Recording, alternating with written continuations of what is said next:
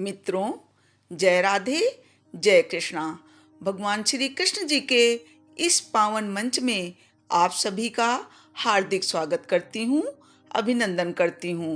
मित्रों, श्रीमद् भगवद गीता हिंदुओं के श्रेष्ठतम पवित्रतम ग्रंथों में से एक है।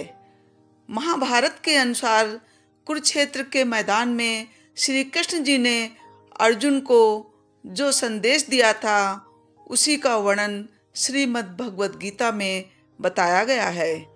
ये गीता ज्ञान भीष्म पर्व के अंतर्गत दिया गया एक उपनिषद है। भगवद गीता में एकेश्वरवाद, कर्मयोग, भक्ति योग, ज्ञान योग का बहुत ही सुंदर ढंग से चर्चा की गई है। इस गीता ग्रंथ में 18 अध्याय हैं और श्लोकों की संख्या 700 है और इन अध्यायों में इतना अधिक सत्य, इतना ज्ञान और इतने उच्च विचार, गंभीर, सात्विक भरे हुए हैं कि मनुष्य को निम्न से निम्न स्थिति से उठाकर देवता के स्थान पर बिठाने की सामर्थ्य रखते हैं, ताकत रखते हैं। जो भी पुरुष या स्त्री इस गीता ज्ञान को आत्मसात करके उनका अनुशीलन पालन करते हैं, श्री कृष्ण जी द्वारा बताए गए विचारों को अपने जीवन में उतारते हैं, वो निश्चित ही जीवन की कठिन से कठिन समस्याओं, चुनौतियों से विजय प्राप्त कर लेते हैं और जो भी लक्ष्य वो पाना चाहते हैं, जो भी सफलता वो हासिल करना चाहते हैं, वो एक दिन अनवरत लगातार कर्म करते हुए उनको निश्चित ही वो लक्ष्य प्राप्त होता है।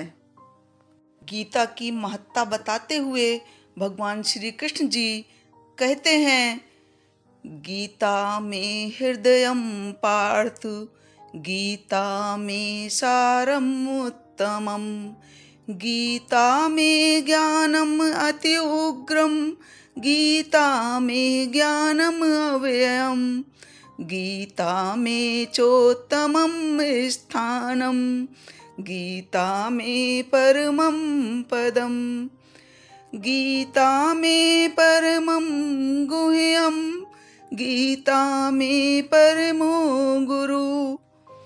अर्थात श्री कृष्ण भगवान कहते हैं, गीता मेरा हृदय है, गीता मेरा उत्तम सार है, गीता मेरा अति उग्र ज्ञान है और गीता मेरा अविनाशी ज्ञान है, गीता मेरा श्रेष्ठ निवास स्थान है और गीता मेरा परम पद है, गीता मेरा परम रहस्य है और गीता मेरा परम गुरु है।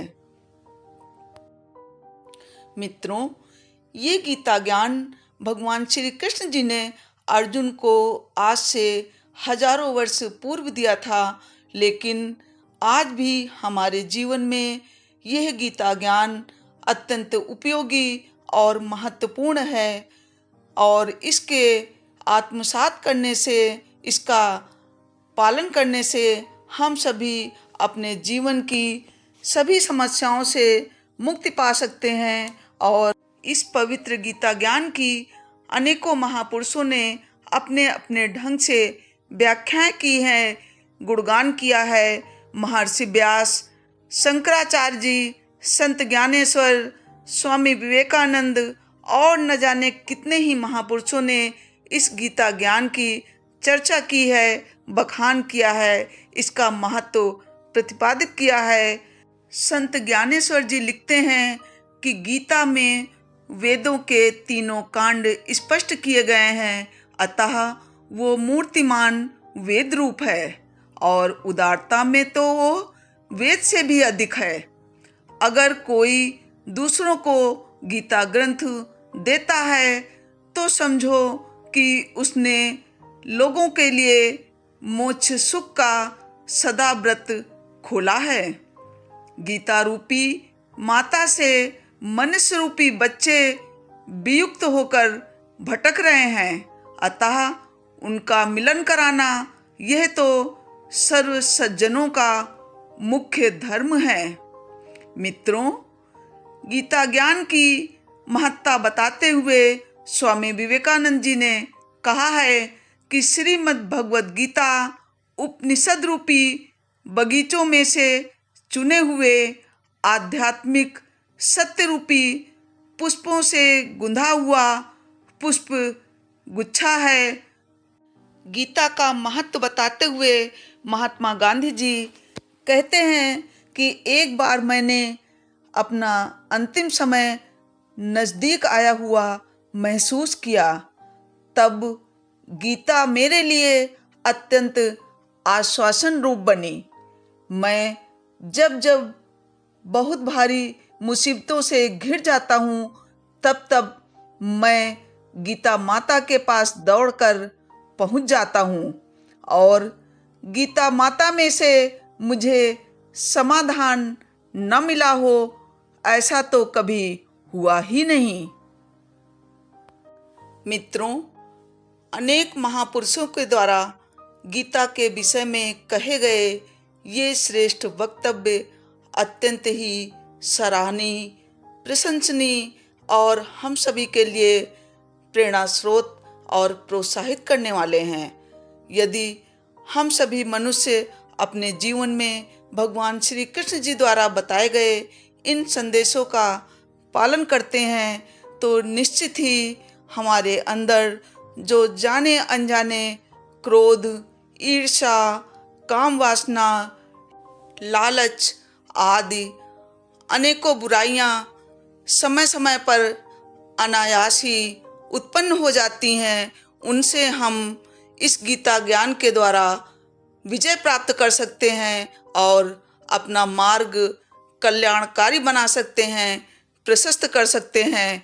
क्योंकि भगवान श्री कृष्ण जी कहते हैं, यदि तुमने अपने अंदर के क्रोध को, वासना को और लोभ को समाप्त नहीं किया, तो तुम कभी भी जीवन में सुख शांति का अनुभव नहीं कर सकते हो। क्योंकि ये क्रोध ही है जो मनुष्य के अंदर भ्रम पैदा करता है और भ्रम से इंसान की बुद्धि व्यग्र होती है, और जब बुद्धि व्यग्र होती है तब तर्क नष्ट हो जाता है, और जब तर्क मरता है तो मनुष्य का विवेक भी नष्ट हो जाता है, और जब विवेक नष्ट होता है तब उसका पतन शुरू हो जाता है। इसीलिए भगवान कहते हैं कि इंसान को कभी भी क्रोध नहीं करना चाहिए, ईर्ष्या नहीं करनी चाहिए। और मित्रों, ये याद रखिए कि क्रोध तभी आएगा जब आपके अंदर लालच होगा। इसलिए भगवान कहते हैं कि व्यक्ति को कभी भी किसी वस्तु या किसी व्यक्ति से लालच या लोभ नहीं करना चाहिए। क्योंकि जब हम लालच, लोभ करते हैं, यदि कोई कार्य करते हैं तो उसकी फल की इच्छा से युक्त होकर कार्य करते हैं, और यदि वो कार्य फल प्राप्त हमको नहीं मिलता है या वो व्यक्ति, वस्तु हमें नहीं प्राप्त होती है, तो निश्चित ही हमें क्रोध आता है। इसलिए भगवान कहते हैं कि जो भी कार्य आप करें वो निष्काम भाव से करें, फल की इच्छा बिल्कुल न रखें। यदि आप निष्काम भाव से, फल की इच्छा से रहित होकर कोई कार्य करते हैं तो आपको कभी भी क्रोध नहीं आएगा, कोई भी गलत काम आपसे नहीं होगा। और भगवान कहते हैं कि जब आप फल की इच्छा से रहित होकर कोई कार्य करेंगे तो आपके अंदर जन्म मरण के संस्कार बिल्कुल नहीं बनेंगे, और आप इस संसार में शांति और सुख अनुभव करेंगे जब आप वैरागी की भांति, एक सन्यासी की भांति निष्काम भाव से जीवन बिताएंगे। आपको कर्म करना बहुत जरूरी है। बिना कर्म के जीवन में इंसान एक क्षण भी नहीं रह सकता है। यदि आप श्रेष्ठ कर्म करते हैं तो आपको अच्छा फल मिलेगा, और यदि आप गलत काम करते हैं तो जैसा कि भगवान श्री कृष्ण जी ने गीता में कहा है, कर्मण्येवाधिकारस्ते मा फलेषु कदाचन, भगवान कहते हैं कि कर्म करो, फल की इच्छा मत करो, फल देना तो मेरा काम है।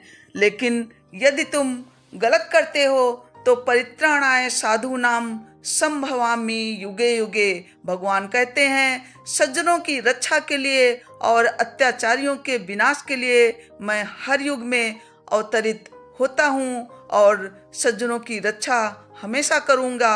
अच्छाइयों के लिए उनका अच्छा फल हर मनुष्य को अवश्य मिलेगा। इसलिए कर्म करिए और ये छोड़ दीजिए कि इसका फल क्या होगा, फल देना तो मेरा काम है। और भगवान कहते हैं कि मैं सर्वव्यापी हूँ, मैं हर जगह विद्यमान हूँ, मैं सब देख रहा हूँ आप क्या कर रहे हैं। इसलिए मित्रों, भगवान कहते हैं कि आप जब भी कोई कार्य करिए तो ये ध्यान रखिए कि आपको भगवान देख रहे हैं। जब आप इस भावना से कार्य करेंगे तो आपसे कभी भी कोई गलत कार्य नहीं होगा, क्योंकि आपके अंदर ये डर होगा कि प्रभु जी मेरे चारों तरफ विद्यमान हैं, वो मुझे देख रहे हैं। मित्रों, ये गीता ज्ञान इतना विस्तृत है कि इसकी जितनी व्याख्या की जाए उतना कम है, लेकिन अगर मैं और अधिक इसका वर्णन करूंगी तो वीडियो बहुत बड़ा हो जाएगा। इसीलिए मैं अपनी वाणी को विराम देती हूँ।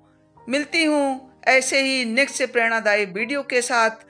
मित्रों, अगर ये मेरा वीडियो आपको थोड़ा भी पसंद आया हो तो प्लीज़ मेरे वीडियो को लाइक करके मित्रों में अवश्य शेयर करें। और अभी तक आपने मेरे चैनल को सब्सक्राइब नहीं किया है तो प्लीज़ लाल बटन दबाकर सब्सक्राइब करना बिल्कुल भी न भूलें और बेल आइकन को ज़रूर दबा दें, जिससे कि अन्य वीडियो की नोटिफिकेशन भी आपको टाइम से मिलती रहे। जय राधे, जय कृष्णा, वंदे मातरम, जय भारत। अपना ख्याल रखिए, आपका दिन शुभ हो, आपके परिवार में सभी सुख समृद्धि वैभव युक्त हों, इसी कामना के साथ थैंक्स फॉर वॉचिंग। जय कृष्णा, जय राधे।